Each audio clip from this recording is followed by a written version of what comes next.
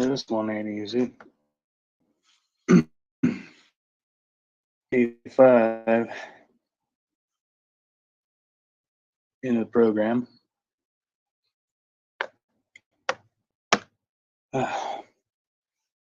Well, obviously I didn't make it through the day. Now,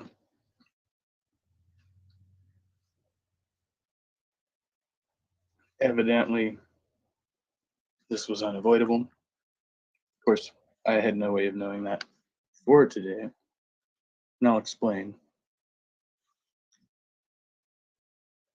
Let's just say for now, I have been removed from the day treatment program I was enrolled in for using marijuana. Now, I knew that it was an expectation that I would try to stop smoking pot. And I do recall having a conversation that that was the expectation and that my goal was to reduce my consumption. Um, but evidently, that was not quite good enough. They had expected total abstinence within a certain period of time, and I didn't do that. So I was removed from the program, pending further recommendation, possibly another course of treatment. Okay, I do accept that. So, so that was pretty much my morning. I'm waiting to hear back from my main doctor who recommended me there. And if I get a call at any point in time and just bail out, that's what it is. Um, so yeah, that's a week with I don't know. I don't know what you call that. Call that progress. So in the meantime, of course, I've been home all of an hour.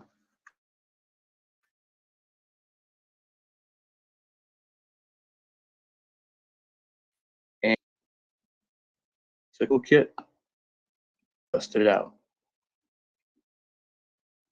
Typical addictive behavior. Get a minor setback, turn it into a major one. What does that mean? Where do we go? Only time will tell. That's my story for today. And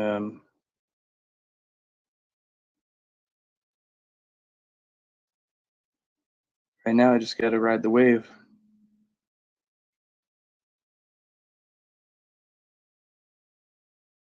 I was mentally prepared for this.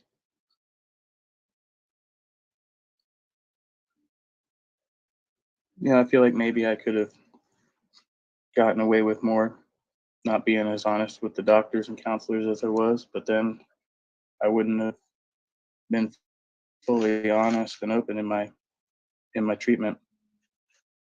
And so I think I did the right thing. And we'll just have to see what the outcomes are. But right now, I've got a lot of serious concerns about what I'm going to do in the near future here, my financial situation, ongoing treatment, all of that good stuff. And got a lot to figure out on this glorious Friday, the 5th day of my sobriety, first day of my relapse. Yeah, it'll take me a couple of days to live this one down. So no doubt this will extend my treatment plan for whatever the foreseeable future is. So, all right, I'll talk to you soon. Have a great day.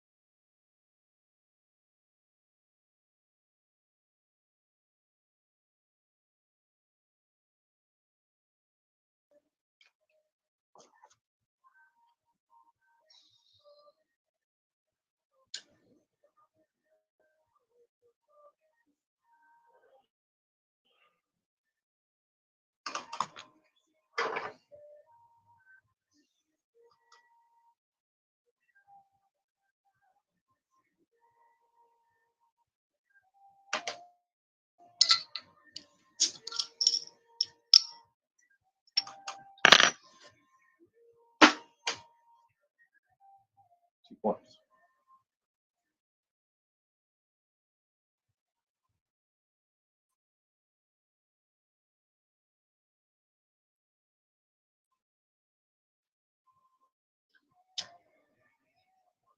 Yeah, right there.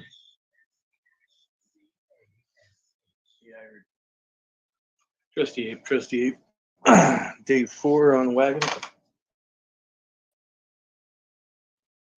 Like to do an episode of Call Me When I'm Sober now, like today or tomorrow, but couldn't get a fucking hot spot. So yeah, just got back from group. I forgot to take in my damn paperwork that I need to get done. Hey, Silver Wolf. Um, they had me take an extra dose of my medication today.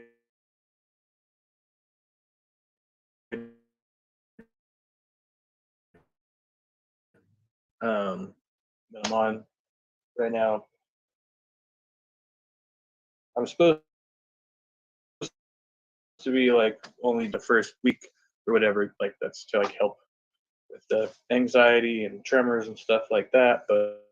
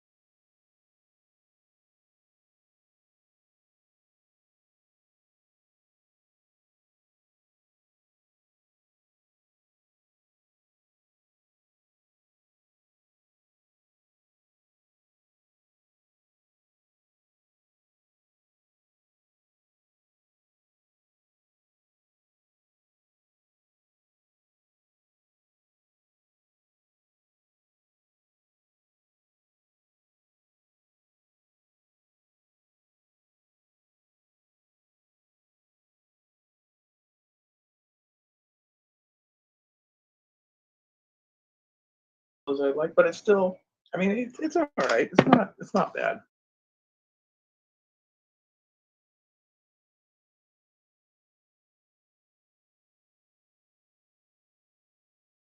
I'll be working until 11 o'clock and all that crazy shit again. But right now, I'm keeping like the 9 to 5 schedule and trying to work with that. So yeah, the IPNA not, but it's still. I mean, it's all right. It's not bad. It's not bad. I think Heineken did it better. But when it comes to brewing, how can you they all do what they do. So tomorrow I have to turn in my little presentation here, and yeah, I had a hard time with it. Some people were writing like full page essays on this. I'm like, well, I can just do like I do on my podcast and write the bullet points and kind of like spell it out for them. But I still have to draw this fucking picture, which I don't know what to do. I don't even think that's fair. Like, I don't like the powerlessness idea. Like, I should say, I don't know. Anyway, so all right. The purpose of the exercise is to help you understand how your diseases affect you in your life.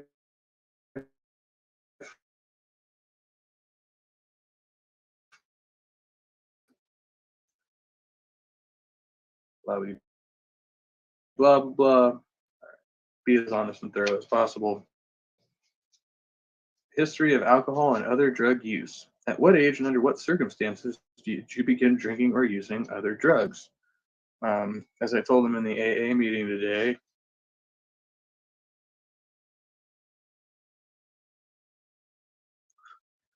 one reason I'm so skeptical about AA, 10 or 12 years old. My mom started taking me to the NA and AA meetings she was attending. Yeah,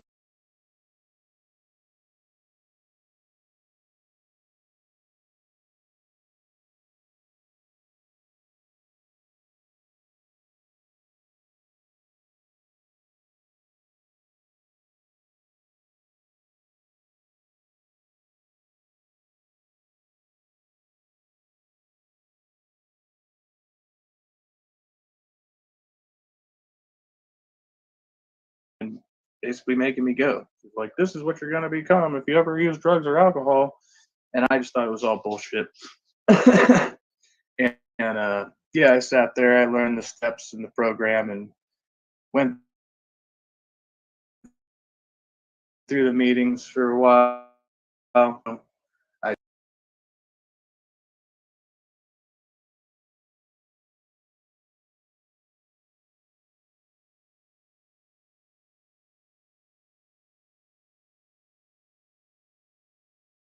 tried weed, and generally, the people that I was getting it from were people that me and my mom met through the AA and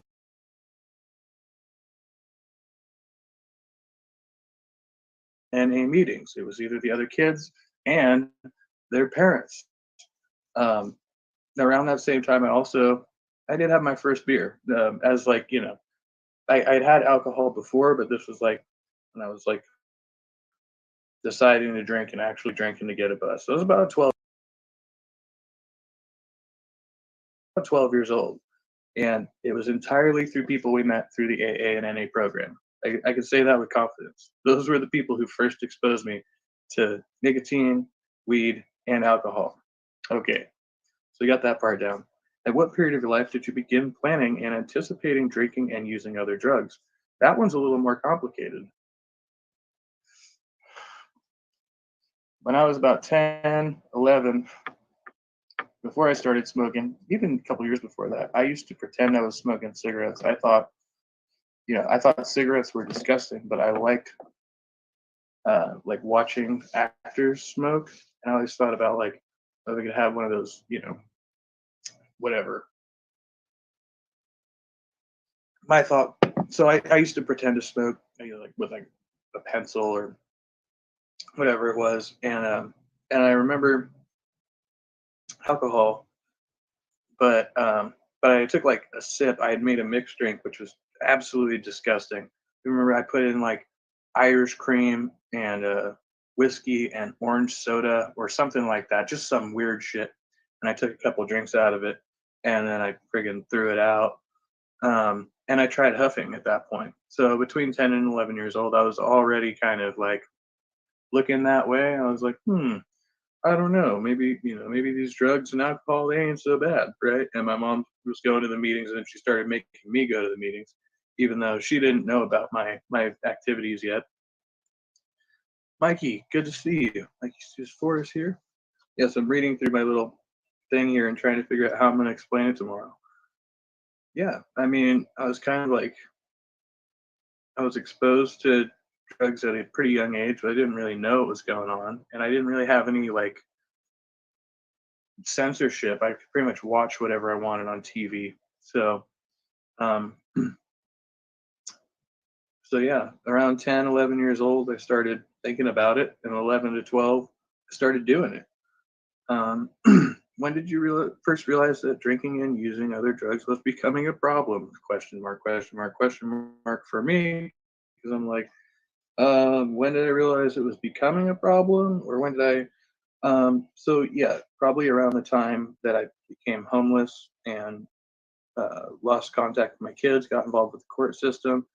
Um, but at that point, I identified it with one particular substance, which was meth. And, I was like, well, I don't have a problem with anything else. Although the court did have a problem with me smoking weed and being very honest and vocal about it because I had a medicinal recommendation at the time, although it wasn't fully legal yet. But I was like, hey, I've got a medical recommendation. And the judge was like, well, we don't care about your medical recommendation. If you want custody of your kids, you need to stop smoking marijuana. Least of my problems. What I'm always thinking. Um, so, but yeah, around that time when we were like homeless for a while and losing the kids, I was like, yeah, we really got to stop doing it. And, but everything else was like, whatever, it's whatever. Thank you, Mikey. Thank you. Have you tried to stop using alcohol and other drugs before? If the answer is yes, what's different this time? Now, on this one, I feel like it's really hard to not just give them the answer they want to hear, but at the same time, it's again kind of honest because I now realize that I can't beat this disease on my own and I need my support structure to maintain sobriety. It's not like I didn't have support before, and everybody here has been supporting me, and my family's been supportive, and say sometimes you just need to be in an environment with a bunch of other people who are trying to get sober and struggling with it to like really like I don't know. So that's where I'm stuck at right now. And I got stuck when I was leaving class. It was like, all these people are making like connections and they're gonna have like friendships after they leave the groups and stuff like that, and they're exchanging numbers. We're all supposed to exchange numbers, and I'm supposed to be calling these people when I have like cravings and stuff like that. And it's like, okay. And I just like I don't feel like I've really made any deep connections, and I feel like part of that is my fault. And like it's not just this group, like it extends to other areas of my social life. And it reminded me so much of like being that guy in the club. And when I'm out at bars, like even if I'm performing, sometimes my friends will go off and I'll be there at the bar drinking by myself, and I'm watching other people and they're yucking it up and they're having a good time, and it just sounds like chatter to me. And in some ways, I really wish I could just get out of the situation. In other ways, I really wish I could be more involved in that group and finding out what's going on and exchanging in the gossip or whatever's going on. And I'm just not there. I don't know how to insert myself into that. And I'll just walk up to a group. I'm feeling a little bit ballsy and just stand on the sidelines, which is really awkward because then you're just like this third wheel standing here. Everybody's talking and they look at you and you have no input. Or you say something, but it's completely out of left field. Like they're not getting it. So yeah, like a socially awkward thing where I don't know, engage appropriately. I don't. So it was like, and my ex used to tell me, she said that like when she would see me out, like before we were dating, I'd be like, I was like, well, why didn't you ever like approach me before? And she said, you're not very approachable. Like when you're out in public, you kind of look like you want to be left alone. And I'm like, well, I don't feel like I present myself that way, but that's the way people perceive me for some reason. Like, and I don't know if it's my body language or whatever, but that's like, I don't know. That's, and I'm trying to like figure out how to break away from that. And yeah, I mean, because there's cool people in there, and they've kind of tried to talk to me, and I just don't know how to warm up the conversation, And I'm trying to stay focused because it's kind of like an educational setting, and we're supposed to be focused on the curriculum and stuff too. So it's like hard to know when it's appropriate to like engage in those types of interactions. So yeah, I just sat there for a minute, and one guy, he's been cool. He's just next to me in group pretty much every day. Actually, yeah, every day since I've been there, we kind of have the same group. on the whatever the one wall, and those guys talked to me, and so he stayed after. He kind of saw me, uh, glumly sitting there after group let out, and I was like, yeah, I'm just waiting to get the new contact list, and somebody took off with it, but you're like, let's exchange numbers now. So we did that, and maybe somebody cool to talk to. Uh, I don't know. I also feel weird about like calling people to be like, because we're all in the same boat. Like first week or two of getting off whatever we're on, and then to call a person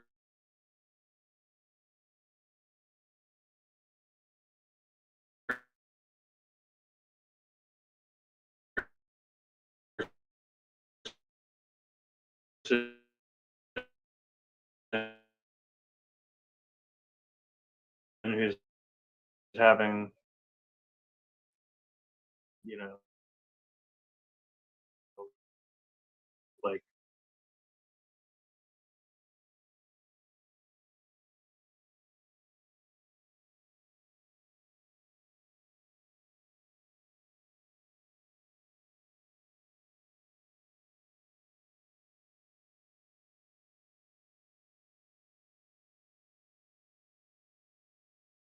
yeah. I mean, I get a bit of that. I mean, I do get.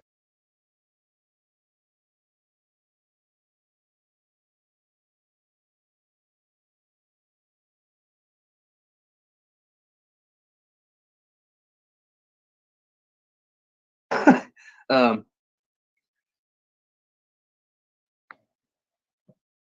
and I used to be that way. Like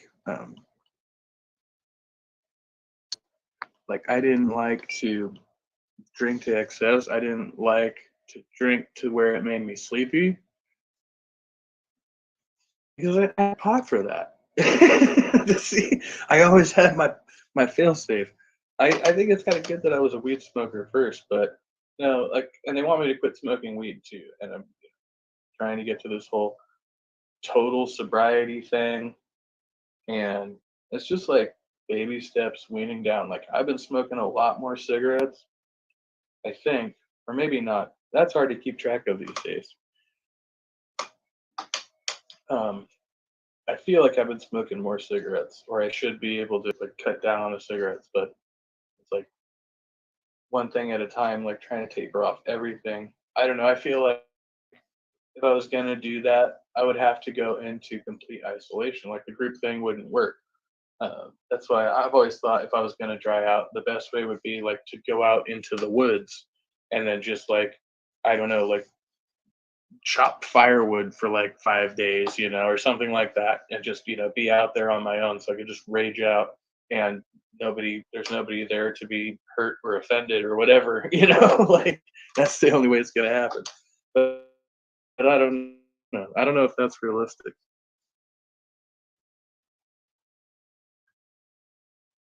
Um, okay. Mikey says, I did my sobriety by trusting myself, then doing for Suzanne and family. And thank you for the continual love and loving support and prayers. Tobin says behaviors are linked to feelings and thoughts. Yes, absolutely. And our perception, right? Like, and yeah, that's what when we were talking about the Marcus Aurelius thing, and he's like, the way the thing. I wish I had the quote in front of me. But when a thing injures you, it's you have to ask yourself, how have I been injured, or is it just like my perception of the thing that is the injury? Because you could change your feelings about that thing and say that no, it can't injure me. And by that we're talking about like being like offended by somebody's actions or the way that they speak to you or something like that, right?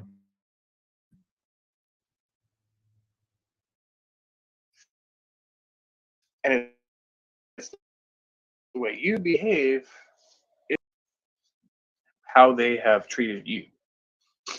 Like I think this guy's treating me like shit. He's an asshole. I'd say, hey, this guy's got a bit of an attitude problem. Maybe I should find out what's going on with him, right? Maybe he's not just an asshole. Maybe there's something up with him, that I could potentially assist with or something, you know. Um, it's pretty simple when you think about it, but it's not so easy in practice. Not so easy at all. The hangover usually requires more alcohol. That's what most folks don't understand about the addiction cycle, right? Which is kind of how I ended success the night before, knowing that I had obligations in the morning. And when I wake up in the morning feeling like a total shit, like, how do I solve this? Okay, well, I've got my energy drink, but my energy drink doesn't solve the hangover problem. Um, yeah, I probably could take some aspirin or something, but that's maybe. But what really works is if you have, my recipe was a hard lemonade and the rock star, and then I just pound them both. That made me feel a lot better after a hangover. But then you kind of got to keep it going. You can moderate a little bit, but throughout the day you're like, you know what? I should probably have another beer. um, so yeah, I mean, I was doing that for a while. Wake up in the morning, rock star and a hard lemonade, and then I get a few IPAs. Wait till around 10, maybe 11. Maybe I'd make it till lunch, but not usually. Usually you'd have to have at least another beer before lunch, then another two with lunch. Then you can make it, into the afternoon, cruising along, have another beer around 3, maybe, finish out your shift. And I'm talking about working a day shift now, so just one particular situation, right? But, different variations on this.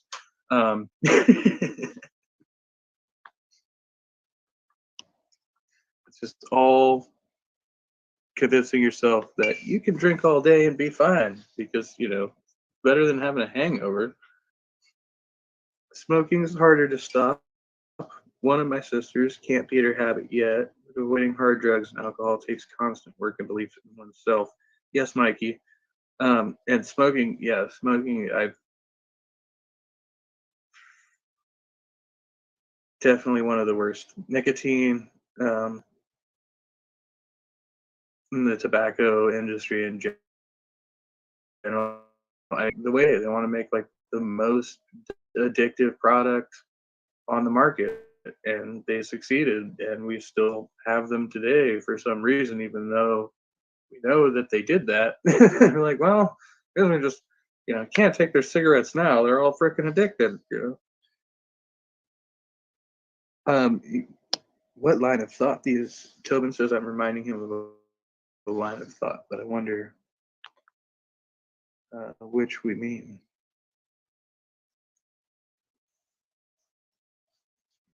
Well, thank you, Mikey. I mean, yeah, still, I don't know. I'm trying to. One of the counselors did kind of um, talk about that today, talking about actually, the counselor talked about it, and that AA meeting guy was talking about God or a higher power, and he was like, well, technically, a higher power can be like any group or entity that is bigger than yourself. So technically, like the sobriety group could be your higher power theoretically, because it's a collective rather than just the individual. As long as you have the collective or the entity, he's like, well, I mean, the city could be your higher power, and you could devote yourself to the city because the city is a group of entities that all like amalgamate, and they're one giant entity that is greater than you. Like the city will make decisions that affect you that you have no control over. That's a higher power, and the same goes to the state or to the country. Like those are all higher powers because they are collectives of entities that are greater than you and actually exercise authority over you. And so, whatever, if you don't want to believe in God, be like, well, my higher power is the city, and I don't know how that works in this sobriety mindset, but you're just like anything that's bigger than you, just think about that and be like, okay, I'm not in control of all these things. Some higher power, some higher collection of entities is in control of all these things.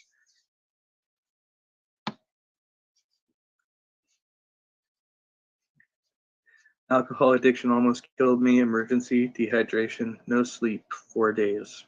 Cigarettes, big deal. Yeah, well, I mean, cigarettes is a long-term killer, right? Alcohol will kill you more in the short term, especially the more you do it. Cigarettes, like you can really only smoke so much, and you're just going to start having the emphysema cough, which is what I have, right? Which basically you can't smoke no more. Like you want a cigarette, but you can't actually inhale every time you do. You're coughing. I have those moments. So, but yeah, I mean, before you die of cancer, you're more likely to just inflame yourself until you're, well, you could be hospitalized for fluid in the lungs, but it's very unlikely. They've never really taken mine seriously. They've always been like, well, just quit smoking. Here's an asthma inhaler. I'm like, okay. But they always tell me my lungs are fine. Tobin says, if a person in a crowded place bumped into you, did they do it intentionally or was it an accident? And it could be either. You would have to know the person's intentions, I guess, or I could see if there was like some kind of follow up to that. Because usually, if I bump into somebody, I'll be like, "Oh, my bad. I'm sorry," or "Excuse me, didn't see you there." Something, like that. But you'll get the other guy who bumps into you and then just look where you're going, or something like that, and then it's obvious, they're looking for it, right? But you really don't know their intentions to begin with. And even the guy who has the reaction of look where you're going, might have not realized that they were at fault and assumed that you were at fault for some reason. And so then they're not really challenging you, they're confused, right? So I don't know. It depends on how you interpret that situation. Because you're in a crowded place, it's more likely that one person would bump into another, right? I mean, there's less room for everybody to move. Um, and in my experience, most people don't become more self-conscious in the crowd. They become more assertive, which I think is really weird. Like people on the sidewalk, like they will play chicken with you as if like, okay, if either of us just took it, if I took one step to the right and you took one step to the left, we would just, cross paths. But they maintain a, a stable course towards you, and you're looking at them and you're going, are they gonna left step? Am I gonna right step? How's this gonna work out? Because right now you're gonna walk directly into me, right? And you're looking right at me. My trajectory hasn't changed. Um, and then you always like wonder, well, who has the onus to move? Or if nobody moves, what happens? Well, then you bump into each other. Who's at fault? I don't know. I don't know. I tend to take the route of I will wait it out. I will wait it out for the last second. If they don't sidestep, I will sidestep them. But I will pass very, very closely. Which I'll do in a car too. Which I not recommended, but it is a little dangerous. But it tends to make a little bit more of a point, I think, to somebody, like than if I were just like walking all the way around them, which I will also do. But if I think a person's being like rude or aggressive, then I will go like right by them. And sometimes it gets a reaction. That's when you get the side eye. They're like, this guy is like really close to me. Watch where you're going, buddy. Eighth Day says, I could not handle any caffeine while addicted to alcohol.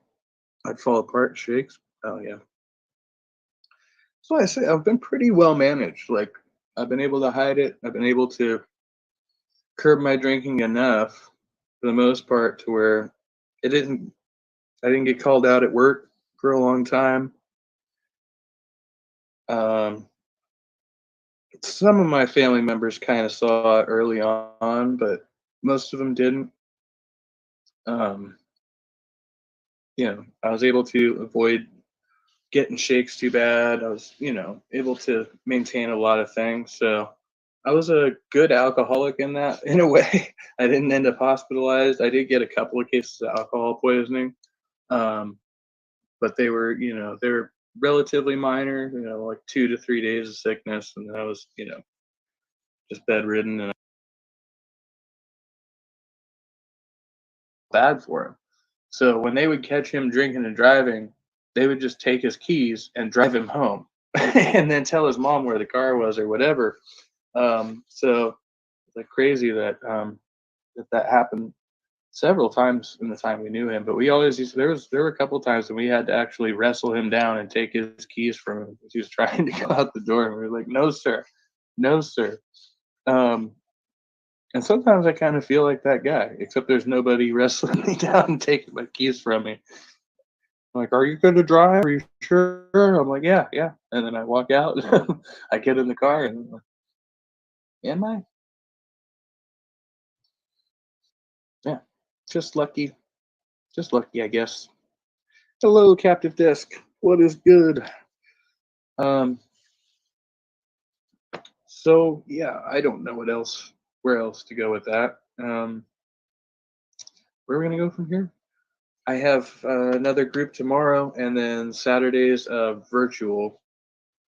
I guess we have like a friends and family session on Saturday. But the person who attends with you has to be like in the room with you. So I don't know. I was thinking about bringing my mom, which means I'd have to go to her place. Um, but I don't know. I don't even know if I want to do that right now. I'll still be able to do it next Saturday if I don't do it this Saturday. But yeah, I don't know. I'm a little on the fence about it. And then Sunday we have off, but I still have to go to a meeting.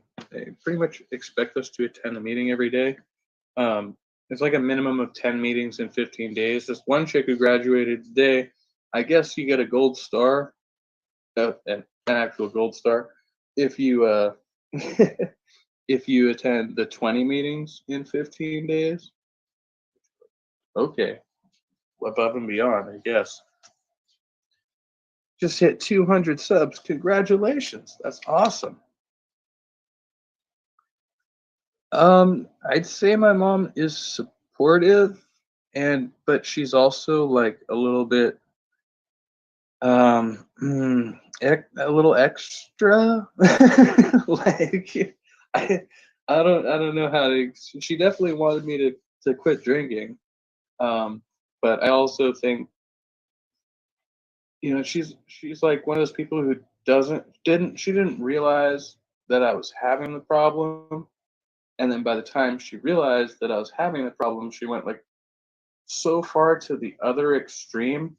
Like she called me a wet brain one day. She was like, "You're a wet brain alcoholic," and I was like, I was getting ready to go to work or something. Like I was like, um, I'm a state licensed professional, first of all, and then I started going into all these things. I was like, I may be a fucking drunk, but a wet brain, like that's like, and yeah, I don't know, a little extra, yeah, that's what I'd say. I don't know, yeah, she definitely stresses me out a lot, so I don't know. That's why I'm on the fence about it. But I'll figure it out. I'll figure it out.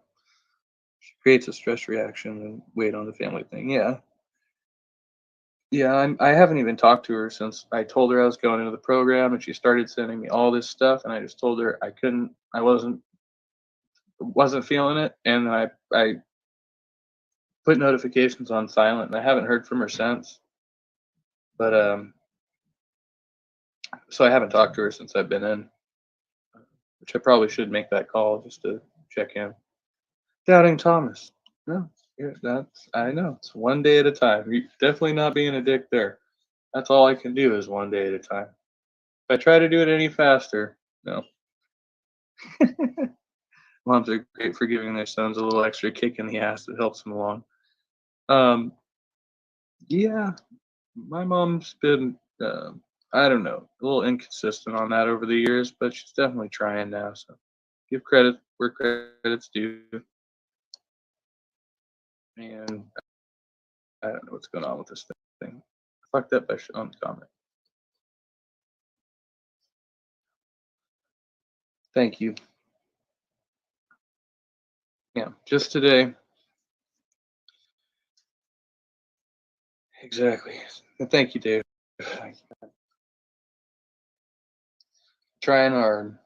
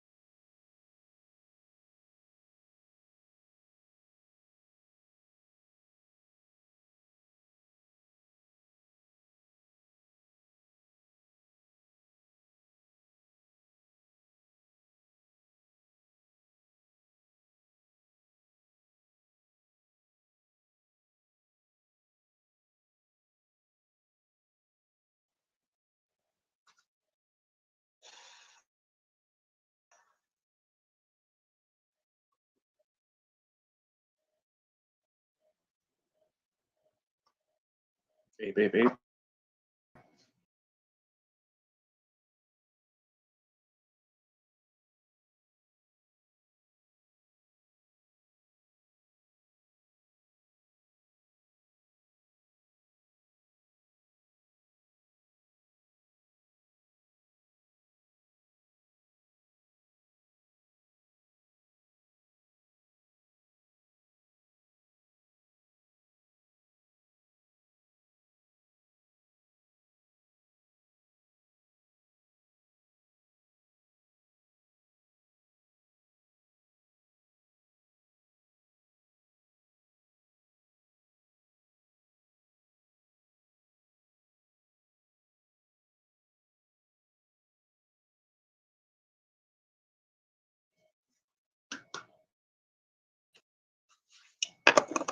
So all this keeps happening. I'm just gonna assume it's live because it like keeps freezing the ready thing, but then it seems like it's already going or something. Maybe it's not. I don't know. Is it working? Is it not working? Tell me something. Okay, this works. Trusty Ape, hashtag Trusty Ape, go at Trusty Ape, go on day 2 in a program, in the day treatment program. Did my first AA meeting today, which was like, yeah, not a huge fan of the AA program. It just happens to be close by the center, so we can go there on our lunchtime and go get a meeting. And there's also an NA meeting nearby, so I might try that one on Thursday. And tomorrow's the virtual meeting, so a bit of concern there. Everybody had a bit of concern because we don't.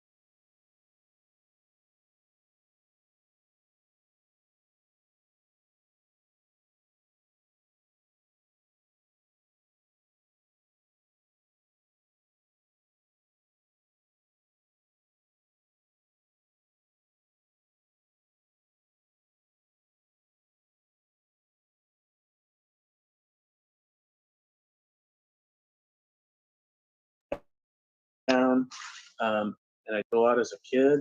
So, all right. But we went through the night and the day and successfully no alcohol. Okay, no alcohol, taking the meds, and I didn't smoke any weed today. I did smoke weed last night, but I didn't smoke any today. And I kind of made a commitment, a promise, and I told myself that I'm not going to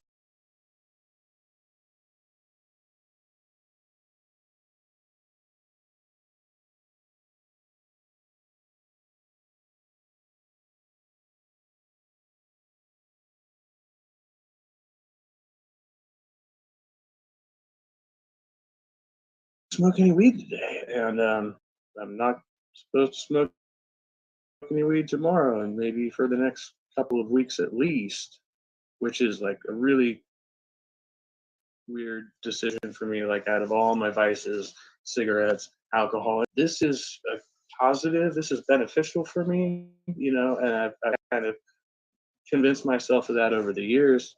And in some ways, it might be true, but in some ways, I think it also inhibits me from my true and actual self, right?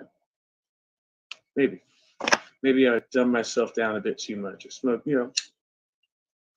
there is such thing as too much of a good thing.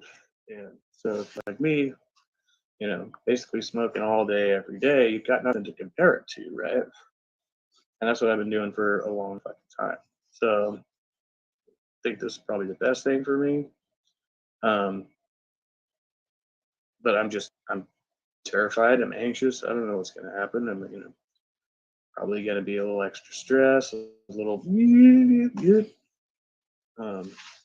So what they have me on now is this, this tiny little transdermal patch. It's supposed to help control my blood pressure because it's been a little elevated. And then they got me on this other stuff, this gabapentin, which I'm not thrilled about. I've taken 3 doses so far. I know I've taken it before when I was on meds when I was younger, but it was in combination with other things.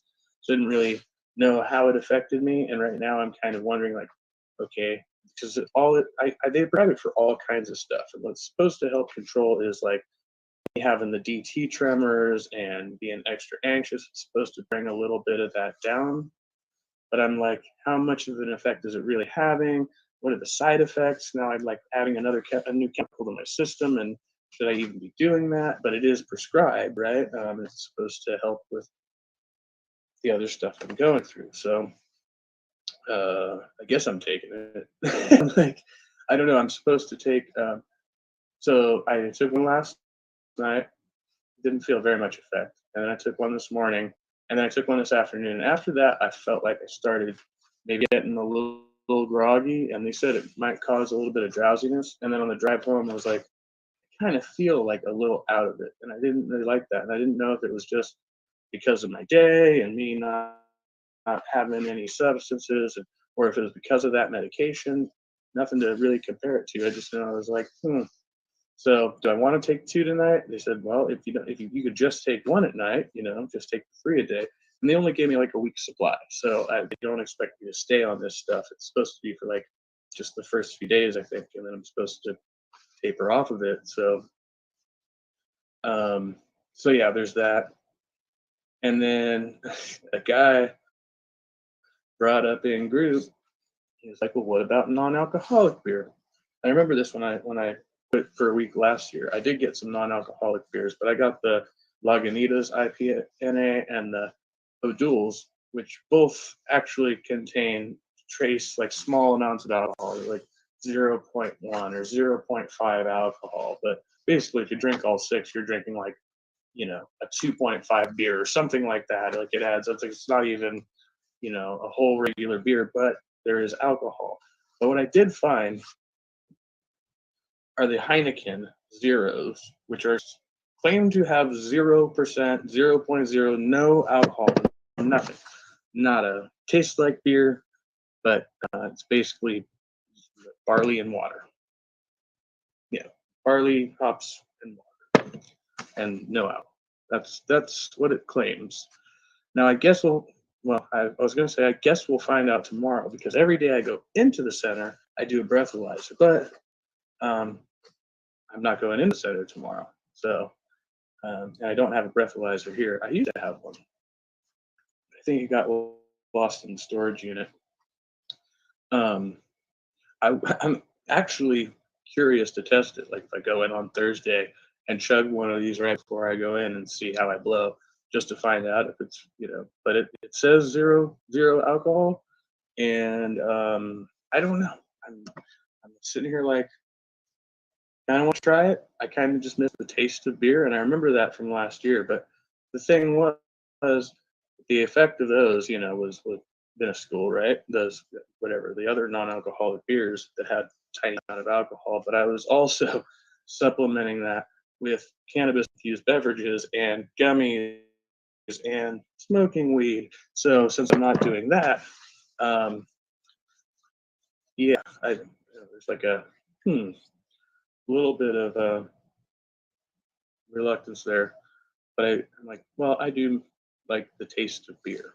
But regardless, I like to drink beer, even if it doesn't get me drunk. Like if that's not the point, I don't know. I was trying to figure out like how I was going to supplement this evening, because last night I was smoking pot. Like I didn't smoke a lot for me, but it was a lot for most people. I smoked like almost an eighth. So my head, a lot of people were like, "Whoa, yeah, one night, yeah, that's me. That's a small amount." And after not smoking all day, but I was still like thinking about drinking, and then I saw a beer commercial, and then we were talking about that today because somebody else was saying they saw somebody drinking on a TV show and they had to turn it off. Like I didn't turn it off, but I sat there and went, "That's weird." Like I've never seen a beer commercial on TV before that I can recall. All of a sudden, it's like one of my a brand that I like, and it's just I was like, that's interesting. Am I just noticing it because I don't have a beer? I don't know.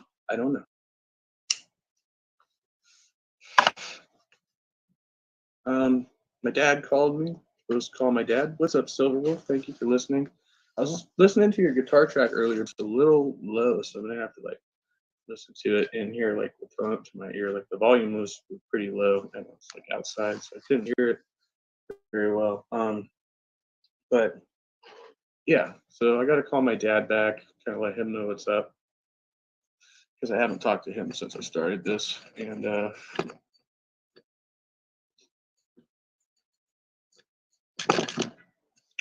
So yeah, still moving forward. I mean, I think, and dealing with some kind of depressing thoughts, like as far as I'm hearing other people like who haven't lost their kids yet. I had somebody come up to me after the AA meeting today, one of our group members, and they said like um, you know, basically, well, just keep working at it, you'll get it back. And I would try to be like, okay, cool, thanks for the hopefulness, but I know that's false hope. Like as far as my daughters are concerned, there's very little chance that I will see them before they become adults at all at this point. Like we have had very little contact. They don't remember me very well from their early childhood, and then they basically just remember that kind of like short period we had a visitation a few years ago that just got suddenly cut off, and it wasn't my fault. I'm not going to say what happened exactly, but I'll just say that it was a family affair that I had nothing to do with. I wasn't there, did not participate, did not, but because it happened, the timing that it happened, my visits got cut off because it was one of my family members, even though, again, I was not involved at all. So just kind of an interesting dynamic there. So, and as far as my son goes, I mean, the best I can really hope for at this point is some limited visitation. I don't think they're going to give me a whole lot, at least right now, until he's ready to verbalize. And I don't know when that or if that's going to happen. Worked with him a lot on being more vocal, and he, as kids tend to do, he he has different responses when mom asks him a question as opposed to when I ask him a question.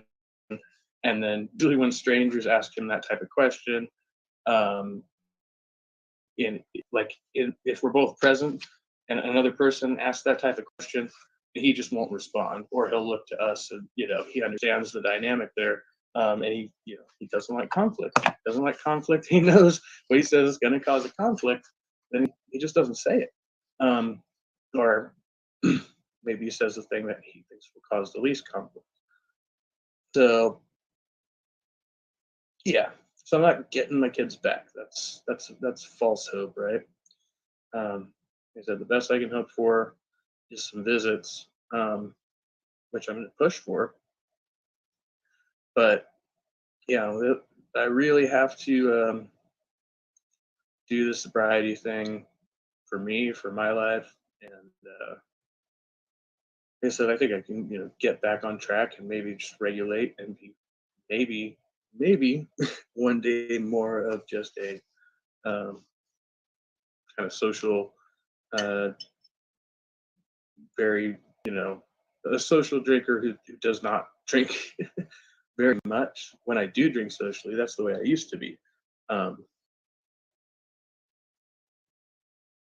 yeah, but we'll see if we get there. Right now, I just have to focus on abstinence and giving myself, goals and milestones to beat that, and then kind of see where I'm at then.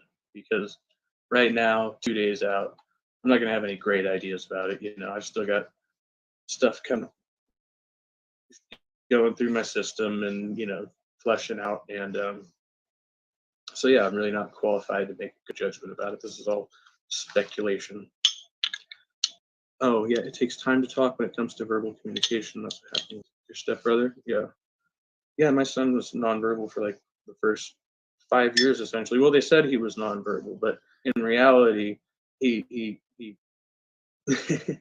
he could form full sentences at like 2, but he was just very, very selective about when he spoke and what he said. Um, yeah, I don't. Yeah, I think there were certain traumas in his early childhood that he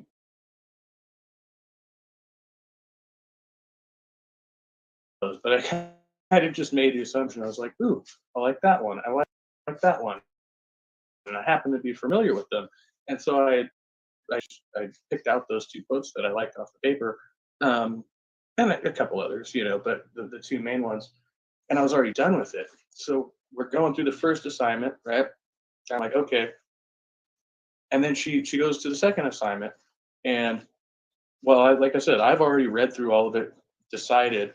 Everybody else is just now reading the assignment, and I'm a pretty fast reader. So the fact that I've already read it, now I have to wait for everybody else to read it, and I'm already done. And I'm like sitting there, can I meditate? Can I? No. Like I freaking like looking at people like, are you done? Are you done? I wasn't asking them that, but that's like going through my head. Oh, what's taking so long? I'm ready. I'm ready to go. And then so, but I got through it. I didn't like lose my shit or anything. But you know, this is what they said. Like when I was in school, I would do that. I would finish my work, and all the other kids would still be working on it, and I'd be bored. I'd be like getting up, looking around, throw a pencil at somebody. I don't know, whatever the fuck I did to entertain myself, because I'm like, y'all are moving really slow. And the teachers would always like, well, you're going through your work too quickly. And I'm like, look at it, and they'd look at it, and I would be doing the work correctly. Um, okay, well, go and double check your work. I already did that too. I did that while I was doing the work. I just moved quickly. And it was hard to find a solution for that problem.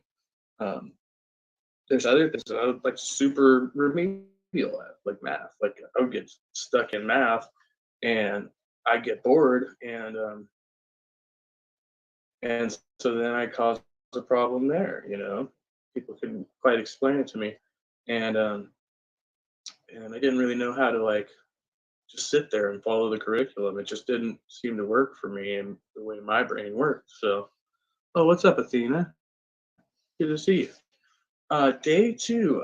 I'm doing a treatment program, and I am sober as a judge. No, drinking a zero point zero alcohol-free Heineken. I'm detoxing off of literally everything that I've become accustomed to over the years. Um, yeah, to try and like live a healthier life and manage myself better and all of that good shit. Um, but yeah, this is yes, the program. Thank you, Sandy. It's rough. I think I'm gonna have to work on my assignment tomorrow because there's not really a lot of time to do it while we're in the groups. And they're gonna expect me to have it done on Friday, so I kind of need to do it independently. And um,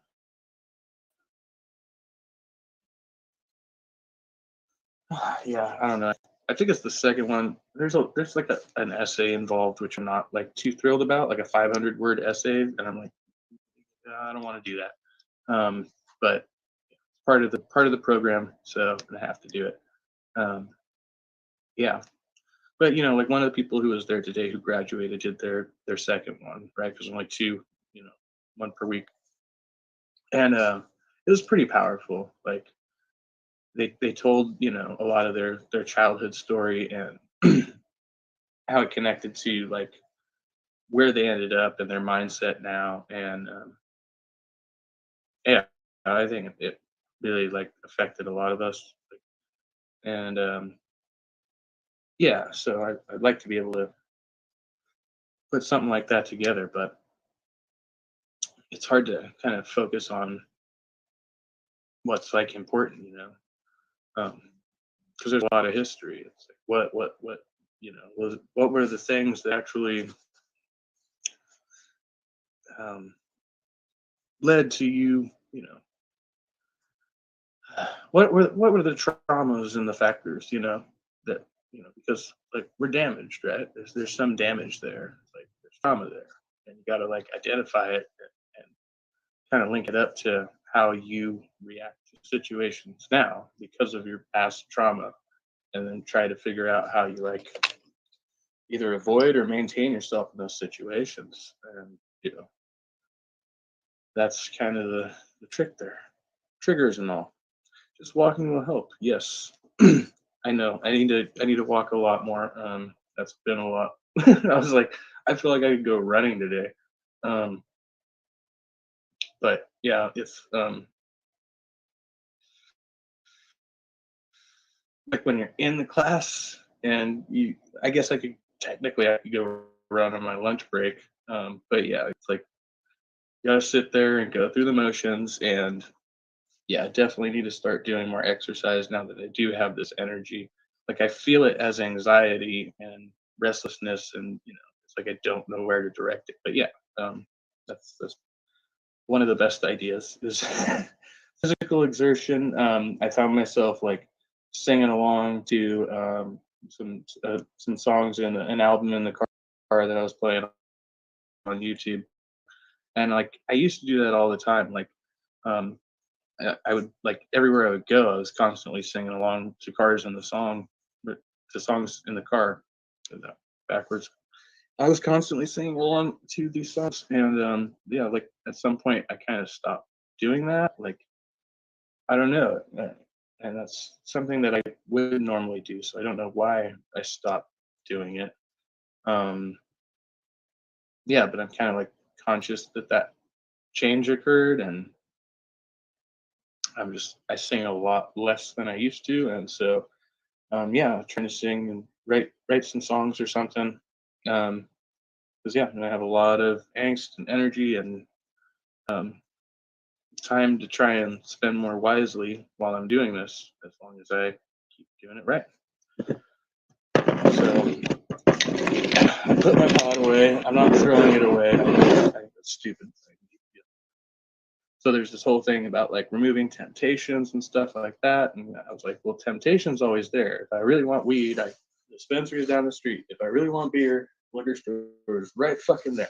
Like temptation ain't going away. Like I don't understand how fucking throwing away the shit I have.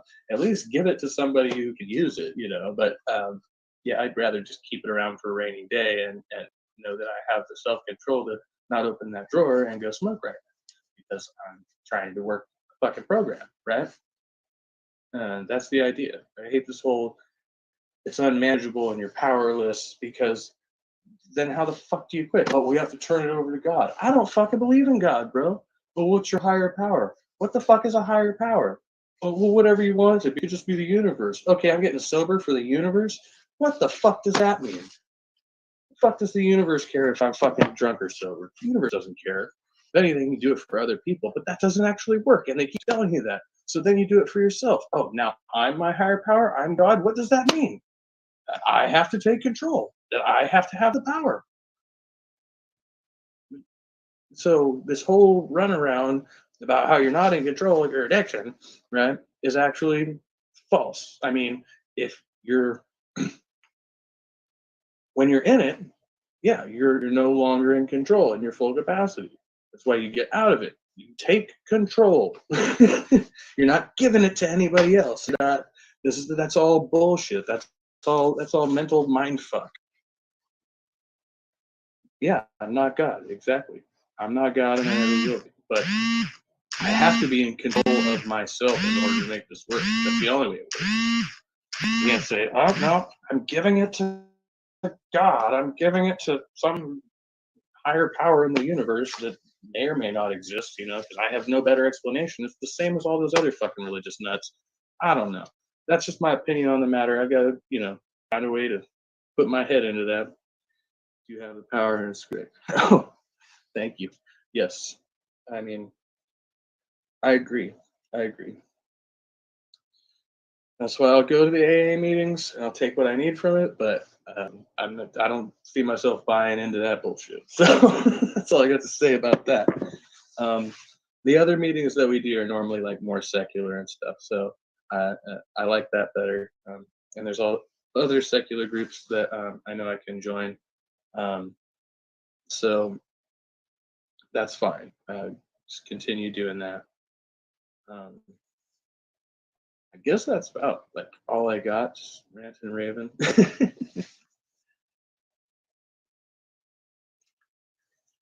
Oh, now I need to know, or maybe I don't. As far as the last addiction, the way you broke your last addiction. I've thought about different things. I've contemplated different things. I said like, oh, one of these days I'm just gonna take my tent, my sleeping bag, and go out in the woods for like a week and dry myself out. I could do that. And I always talk about it and contemplate it and never do it, never did it. Um, oh yeah, that's another way. Jail and prison. Yeah, I did have to sober up in jail. There's a couple few times I went in there. And went and got a drink pretty much as soon as I got out. Actually, the first thing I got was a cigarette, then a drink. So whatever, take that as you will. But like the first time I came down off of meth and everything, so I was like, okay, if I go back and have a beer and I don't go back to meth, then I'm doing better, right? But I do remember kicking myself in the ass when I got out of jail. The first thing I did was ask my buddy who came to pick me up, asked for a cigarette. And I was like, I really shouldn't smoke this since I've already got a week under my belt. I should just, try to quit. But I was like, nope, it's too good. And it was a menthol. I hate menthols, but I was that hungry for it. I was like, still good, even if it is a fucking menthol. He shoots, he scores. All right, I guess I need to call my padre and let him know what's up, and try to settle myself in for the night. This is like, it's just really fucking weird. This is always my ritual. I come home, get in my chill space, and I smoke weed. And I keep smoking weed until I fucking fall asleep. And so yeah, I'm gonna try not to chain smoke cigarettes. And yeah, I guess that's my only solution right now. Oh, well, thank you, William. Yeah, I feel better. A bit. Yeah, I know that yesterday when I went in, people were like, "Oh shit, this guy is either this is the pass or fail day." Like I did not want to be there. And I told the doctor that too. I was like, I want it to be over already. Yep. But I just got here, so um, yeah, I know what I have to do, and should get a little easier every day. Hope, maybe. All right. Well, that's that. Yeah, I'm done ranting, and I will. Oh, stop it! Stop it! So there's someone in group. No, I'm not gonna talk about that. Like, anyway.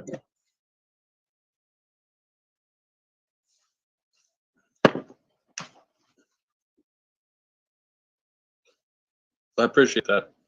Um, yeah, I definitely need that type of support moving forward. I don't know. Like my cravings seem like they're so frequent and constant that it's like all I can do is distraction. Like, because that's what I'm always used to. I move from one place to another place, and usually I get the resources to get what I want, which tends to be a mind altering substance. And then I go to the place where I'm going to use the mind altering substance, and then I do that, and then I repeat. Like, so now I'm like moving from place to place, no mind altering substance. Moving to the next place, wait, no mind altering substance, except the cigarettes. I don't know. They encourage us to quit smoking and stuff, but there's yeah, it's not a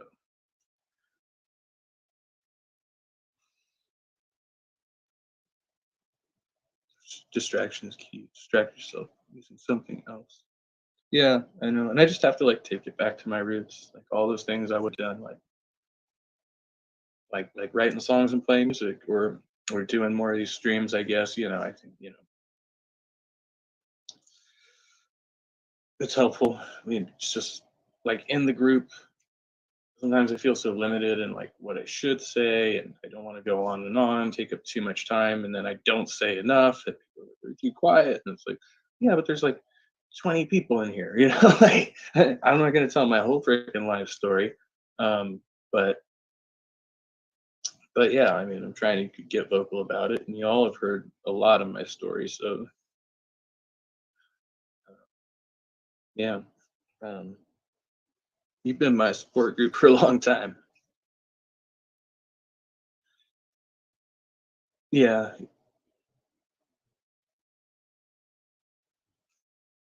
yeah, no, it basically just tastes like a regular Heineken, and not doing shit. I don't feel anything.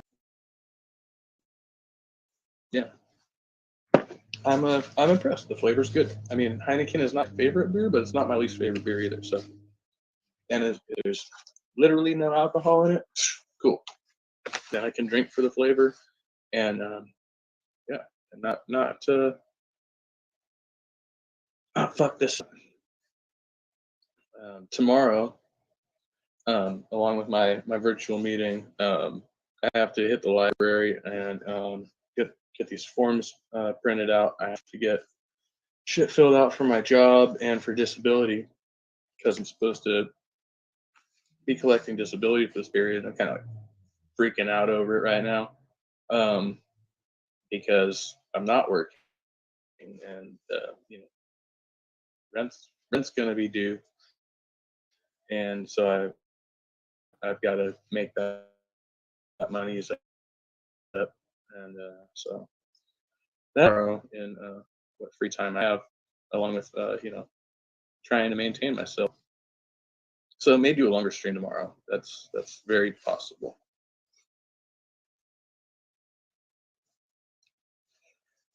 Yeah, I well, there's a baseball field down the street. I probably like work out there. I just feel weird just like running down the street. Like I see people like jogging, and this is not like the neighborhood for that because people like park on the sidewalk here and shit. It's just wacky. So, um, but yeah, if I go down the street to the park, I just like go do laps on the field or something like that. Probably what I'll end up doing.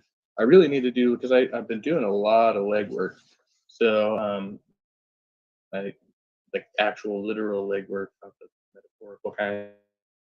But but I really need to do some strength training on my uppers, and I've been meaning to get some new dumbbells and stuff like that. But I can at least be doing push ups.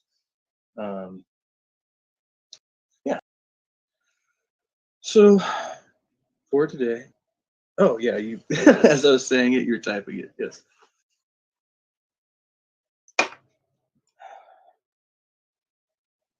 I feel I feel good about what I'm doing, and I know it's difficult, but yeah, I think I'm rewarding myself just with the flavor of beer. I'll get myself a decent meal because last night I kind of the soup was all right, but something a little heartier for tonight, and hopefully that'll help mellow me out too, and see where it goes.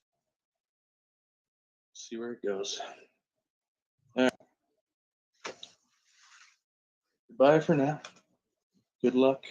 Be kind. Be well, and stay trusty.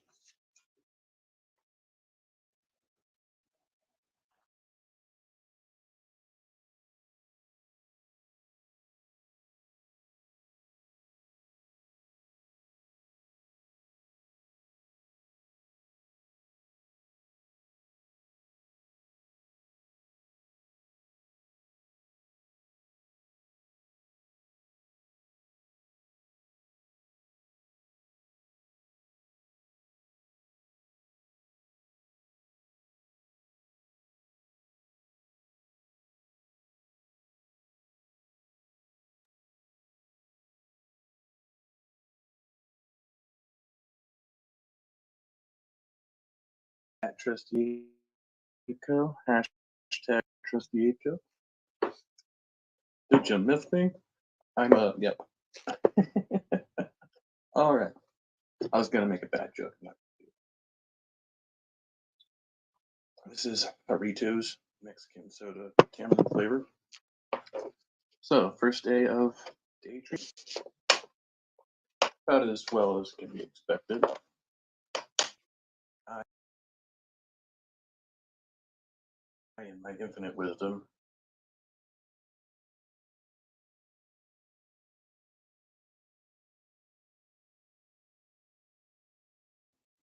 decided I was going to, blow off some steam over the weekend, get it out of my system.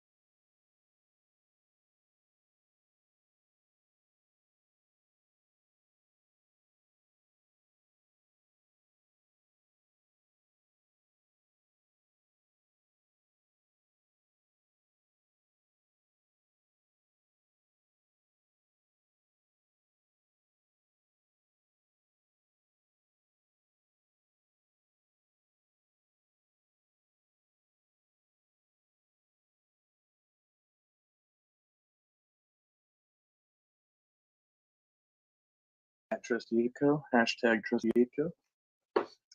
Did you miss me? I'm yep. All right. I was gonna make a bad joke. No. This is Doritos Mexican soda tamarind flavor. So first day of day treatment. About as well as can be expected. I, in my infinite wisdom, decided I was going to, blow off some steam over the weekend, get it out of my system. Of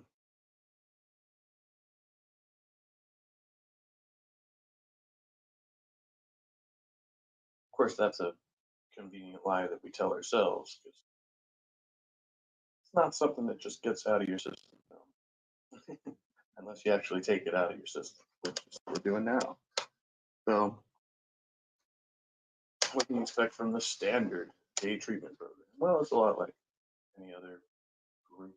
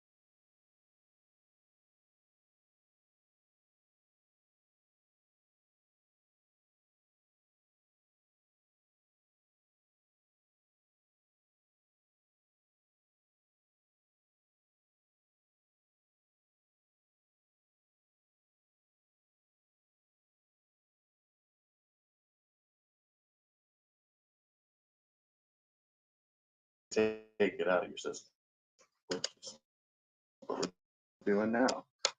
So, what can you expect from the standard day treatment program? Well, it's a lot like any other group for managing bad habits. It's a mixed bag of people in there and say, oh, they probably are, but we don't talk about that. But whether it be like drugs and alcohol, some people were there for cigarettes as well. It's basically about everybody trying to, clean. One guy was in there to get off of kratom and weed. I didn't even know that kratom was addictive, and I guess I could even be more vague when I say that. Just a person, right? Not really supposed to talk too much about it, but I was like, kratom, huh? But I do remember back in the day when we were tweaking hard, me and my ex ended up crashing on this guy's couch, and he was having some issues himself, but he was using kratom. And my ex was like, I really think we should talk to him about his kratom addiction. I was like, honey, we're high on meth. What are we going to tell this guy about kratom, but apparently it's a thing. So, cool beans. So I survived day one, and I'm expected to participate more as we get going into this, and I've got like a phone number list, and call people and reach out and develop relationships. And there were like 4 or 5 people who graduated the program today, and they were very enthusiastic and glad to be done with it. But also they were like, they seemed like they had like formed some genuine bonds there, So, so that's kind of where I'm at. Just day one, getting to know the lay of the land, meet people, and my counselor, whose name and number I did not get, but I guess she's there all the time, so I'll figure it out tomorrow. Um, oh yeah, shaved everything. Well, not everything, but everything up here. What's up, Silver Wolf? Sorry, I was like neglecting the chat there, trying to. So yeah, this is just a check-in update thing, and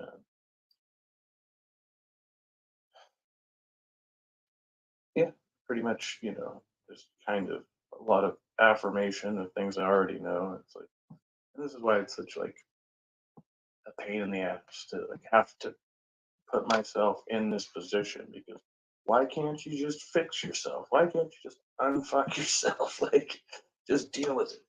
I think I tried that. I think I talked about trying that, and it wasn't working out very well. So this is the way I have to force my own hand. Some people are there. It's a voluntary program. Like, some people are there because you got an ultimatum, whether it be from their spouse or their job or whatever, right? Nobody gave me that ultimatum. Like, a lot of people have told me I should check myself, but nobody told me go to the program, or you're gone. Like, that hasn't happened. I did that to myself. So I was like, if I keep going the way I'm going, I'm gonna fuck something up, beyond repair, because that's usually the way this thing goes. Like, oh, thank you. Yeah, day one went okay. So I have assignments. I have an assignment due at the end of the week, and little homework things. My little green binder here, recovery binder. So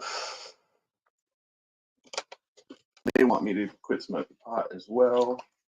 I was like, well, I'm not generally too concerned about that, but I am with just trying to keep a clearer head. And I basically just I already blew my cover in the second to last meeting when we went around, because I was like, basically, like, I'm confident that I can abstain from drinking today. That's going to happen. It's not usually the first day. It's usually the second and third day.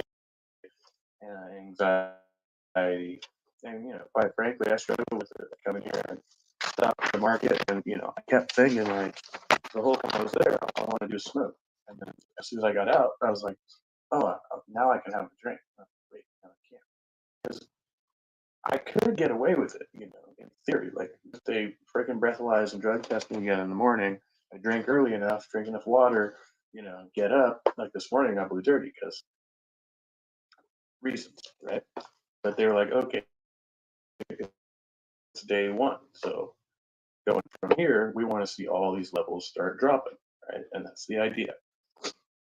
But yeah, I could get away with it, as you know, they wouldn't even have to tell them that I drank alcohol tonight, but that would be defeating my own fucking purpose, right? That would be, why would I sabotage my own clean time that I'm trying to establish, right? But then in the same breath, in that meeting, I was like, well, I'm pretty confident I'm not going to drink, but I'm not so confident I'm not going to smoke pot. And in fact, that was pretty much like assured at the time. I was like, I'm not going to take all of this out of my regimen all at once, just go cold turkey on everything, because that sounds like a lot. Now, maybe over the course of this program, I could reduce my intake. Maybe I can even have a couple of days where I don't smoke pot. But like, and she was straight up about it. Like, we can see certain levels, but in a 2 week period, if you were smoking pot, you're not going to test clean by the time for that substance. By the time you leave this program, if we see the levels reduced, then we can still consider that basically a success. So there is a pass fail kind of dynamic there. You can fail the program, or you can pass and get a fancy little medallion and a diploma.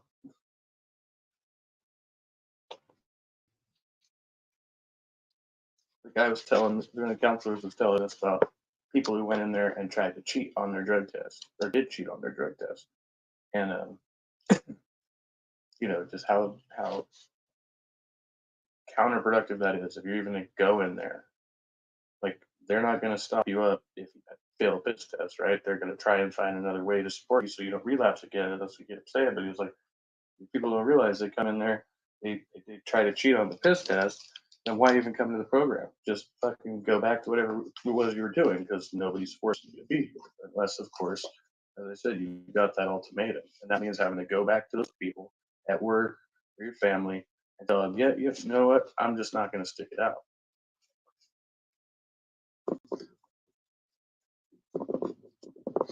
So, yeah, this is, well, still got stuff coming out of my system, but fairly sober. And I was basically instructed for today just to come home and chill and eat, and get good rest, and go back at it tomorrow. That's what I'm doing. I'm also going to have to do a number of meetings. So this is a work status thing for the job, which I'm going to have to do a bunch of stuff for that for disability, so I don't lose 2 weeks pay with nothing. Supposed to be able to get disability leave for this. So, and I have my card. So I'm supposed to do 20 meetings within these 2 weeks. And I don't think the meetings that we do at the center are counted. I'm not sure. I should probably clarify on that. Yeah, I'll have to figure that out. Attendance policy. Here's my little work packets. One about changing negative self-talk, pretty obvious stuff. Powerlessness and unmanageability. Addiction is a very cunning and baffling disease. Addiction affects our lives in ways that addicts and alcoholics are unaware of, or maybe they're not so unaware. As the addict, alcoholic enters treatment, it's necessary for them to begin to understand how their addiction was in control of their lives. The purpose of this exercise is to help you understand how your disease has affected you and your life. If you use nicotine or gamble addictively, consider these as you work on your assignment. Please be as honest and thorough as possible. And so you start to look at, like, here's your history of alcohol and drug use, at what age, under what circumstances, begin drinking or using drugs, questions like that. And then it's going to a whole section of what were the consequences. How has the addiction affected your health? How has addiction affected your family? How has it affected your social life? And going through each one of those specifically and actually coming back with a non-bullshit answer, I guess, which we're going to talk about in the meetings anyway. But they want to really make a list, get an inventory. Oh, hey Sandy, good to see you. Well, we're just talking. I'm in the day treat program now for the next couple of weeks to.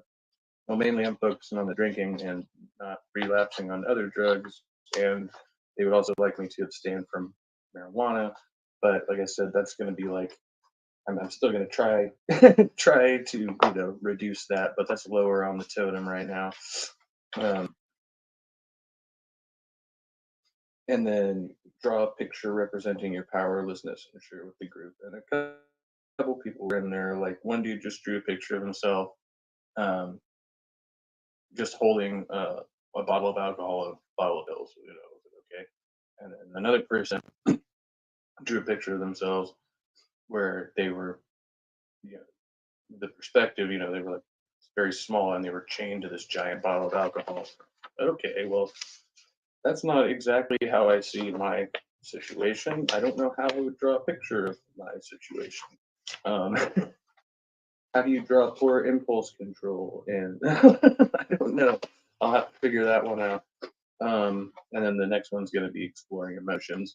And so between these two, basically, they're going to be my main assignments. One's due this week, one's due next week, but then there's all these smaller assignments in between. And so, yeah, there's that. I'm supposed to, I don't know, they're kind of loose about how they expect you to operate with the meetings. They've got like resources for all of them. So they've got the resources for like regular AA and NA, and then I guess they've got like all types of very specific, like now they have CA for cocaine addicts. All right, so that's a thing. And there's one specifically for methamphetamine and all that stuff, but then they still have just the general Narcotics Anonymous group. But then it also says, okay, and then it also has these links to the secular support groups like Smart Recovery, which I was already attending and I haven't been for a while, and Lightframe, which I had heard about before, but I don't think I ever followed through and tried it. So that might be another avenue. So it doesn't matter which ones I go to, but their treatment program kind of seems to follow a bit more on the AA path, just probably because it's more common, I guess. So they're kind of using those similar terminologies, but acknowledges in here, like, that, in like the Smart Recovery group, we don't tend to refer to ourselves as addicts and stuff like that. It's a bit more trying to focus on it as, because here they're calling it a disease, and over there they're calling it like a condition or a disorder. So I don't know if that really matters much. It's just kind of like trying to find another way to say, yeah, I should stuff it up, but hey, what are you gonna do?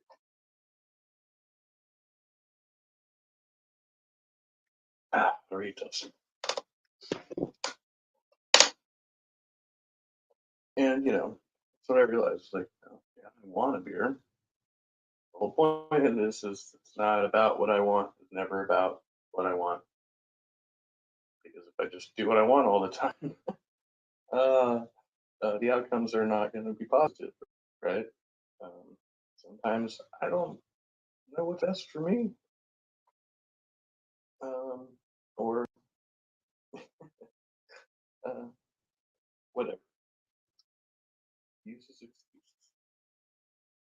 So that's day one, and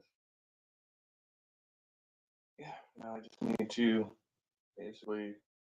Well, I don't have Netflix, but Netflix and chill, so to speak, I guess. But uh, yeah, gonna be here, trying not to drive myself crazy, and making sure that I don't go get any alcohol. I've got no alcohol, and I can't go get any alcohol, even if I want to, because this isn't about what I want right now.